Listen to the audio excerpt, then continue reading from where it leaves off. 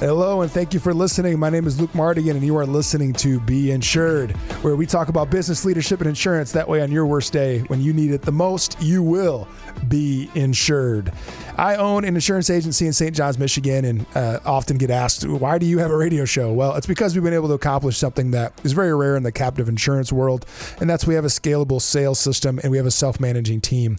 And that's allowed us to grow to about double the size of the average captive insurance agency in the United States. And part of why that's worked is because we have a very sticky culture. So today we're going to talk about a no-brainer, which is one of our themes for the year, no-brainers and never happens. And this is a no-brainer, how to create a sticky culture. Reality is attracting a talent is a huge struggle for business owners, especially right now.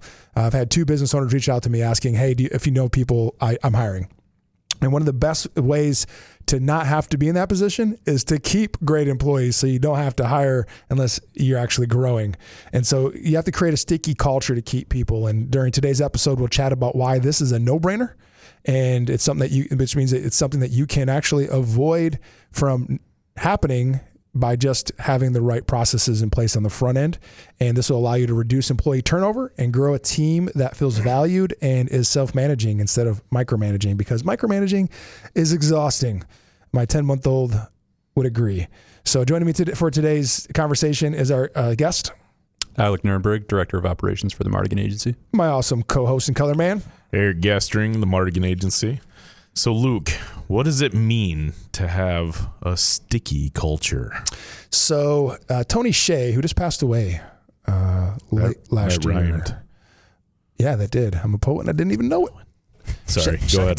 Tony Hsieh was the owner of, he started and founded Zappos.com, which is now an Amazon company. And he was one of the first people that kind of made corporate culture, gave permission to business owners to make a corporate culture that was unique to their organization.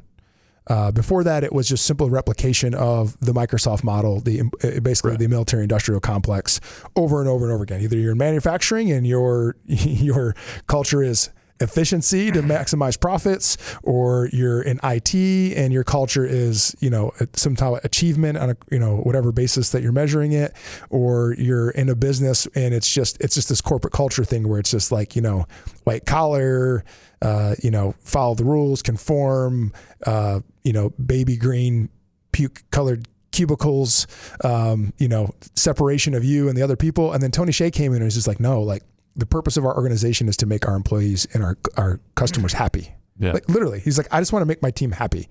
And it blew through the corporate world, and it was like, oh my God, revolution. And then you start seeing the Google culture grow. You start seeing Apple's culture grow. And they have a really unique culture.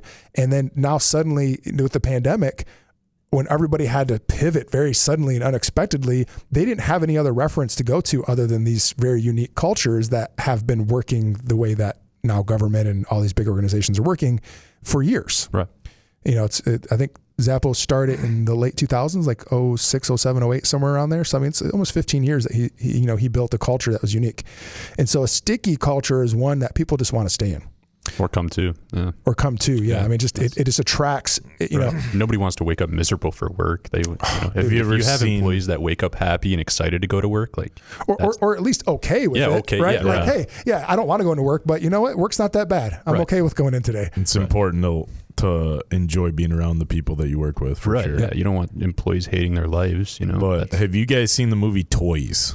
It's an older movie with Robin Williams. Yes. That's really old. That was like revolutionary to my understanding of like a happy work environment. Mm-hmm. You know what I mean? Yeah. Like they're playing music, the people are dancing. They're playing with the toys. Right. Yeah, in having the store, fun. Right? Yeah. Enjoying their testing, watching videos of kids interacting with their toys and like enjoying it and breaking it down in a fun way. And then they bring this militant industrial age type general or admiral. I think he was a general. He was the brother that took over the company, and how it devastated the company and ruined it because the culture. It ruined the culture that he had created. Yep, and that was fiction. Those cultures did not exist in the late 80s. Yeah, so watching that movie back then was just like hysterically nonsensical. Yeah. Compared to nowadays when it's acceptable at Google offices to see people in sweats, having Nerf wars, right? Going to the doctor they have on the Google campus, or to the nap room, or whatever, or like prior to Alec losing it, being able to go out and play catch with a football in the field next to your office. Yes, I did lose the football. Yeah, it'd be nice if I had that football in the office, but yeah. It's too bad they only cost like $12. We can't afford another one right now. It's not in the budget. Luke, what are some of the big reasons employees end up leaving? Well, the classic story, I don't remember where this comes from. I don't know if it's Maxwell or Lencioni or who it is, but employees don't quit jobs, they quit bosses. With very few exceptions. Sometimes it's simply a financial decision. They have no problem with the company, or the season's over, right? But people typically, if they're just quitting out of the blue, they're quitting because their boss it wasn't a good match. They don't feel valued. Or they grew out of it, or it doesn't. There's some natural evolution. This is more like the people who are quitting, who like it doesn't seem like there's any real reason for them to quit. Like, why do they? On Tuesday morning they just don't show up. Right. Sorry, I quit. Or one of our clients had their project manager email them at 2 a.m. on a Monday morning, so Sunday night, and quit with an email. Like why does that happen? He actually had a bunch of personal issues. So there's a lot of stuff that plays on the employee side, and you can't control that. You can't control that somebody's, going to get an offer for 20 or 30 grand somewhere else. But studies show when it comes to like Ivy League graduates, they will take a massive pay decrease to be a part of something that's bigger than themselves. Yeah. And that's one of the core pieces of why people leave, is because they don't feel like they're part of something bigger than themselves. It's also why people go to Harvard, I think. Yeah, right. Yeah, it's because they want to be a part of something bigger, right? And so if you have more to offer, and this actually is from you, Alec, if you have more value to offer them than what they can get on their own or elsewhere, then they'll stick. Right.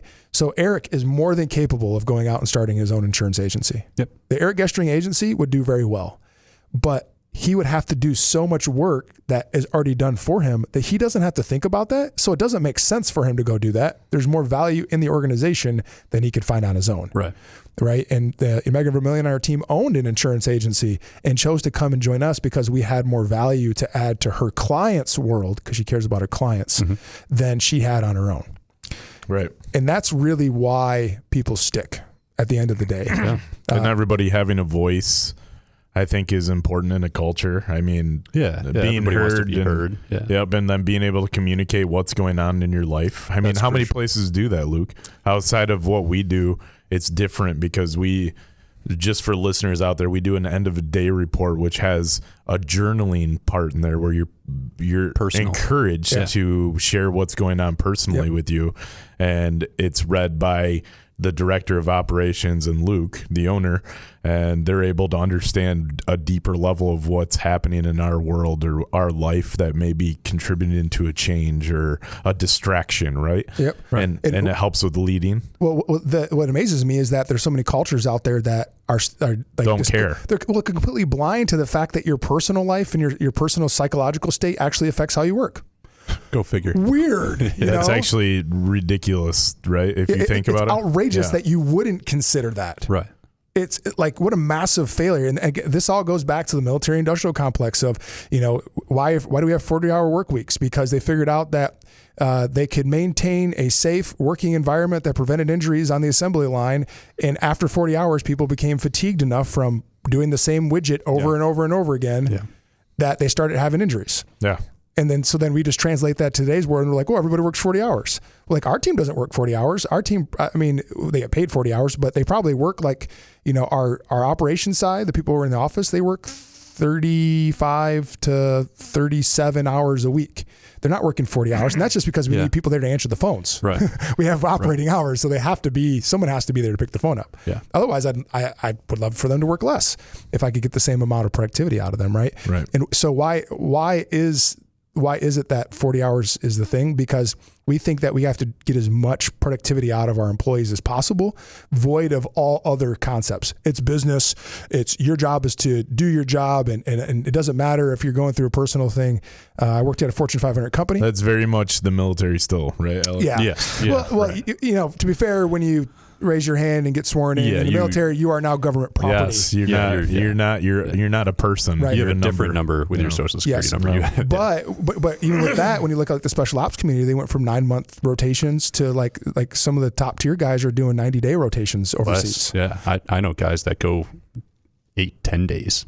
Like that's right. And then they're on the other side of the world the next week, for 8 or 10 days, and then they'll go back. And the military's flying jets places anyways. Why not throw some operators on it and go have them do whatever they need to do, right? Yeah. And then be able to go home at the end of the month and spend a couple weeks working a normal 9 to 5 and being home every night with your family, so that you can actually maintain your marriage. Because how many guys leave for 9 months and came back and their world shattered, was destroyed. I mean, the divorce rate in the military was like 98%. So they're investing millions of dollars into these operators, and then they're not renewing their contracts because their 2 tours they did destroyed them. Yeah, right. Destroyed everything. Yeah. And then we have all these questions about why certain things in the veteran community are the way they are.